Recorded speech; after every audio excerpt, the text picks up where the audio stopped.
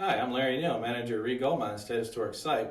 Continuing a little talk about lighting, to talk about the differences between candles and carbide lamps. Here you can see a typical candle on a Tommy stick driven in the wall. You can see that how much light it kind of emanating around it. But one thing you'll notice, it's not adjustable.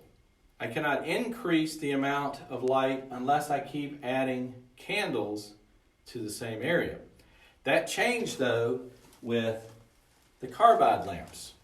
Carbide lamps, being a mixture of calcium carbide and water, had a valve on the top that could be adjusted to increase the amount of light.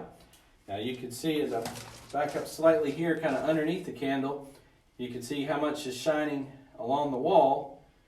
If I increase this, you should start to see the light increase a little bit. Now one thing though with the carbide lamps is if you wanted to create a brighter light with them, it actually caused the fuel to be burned up quicker than if it was set at 50% or less. A calcium carbide light like this would generally last about 2 to 3 hours if the bottom font was completely filled with calcium carbide.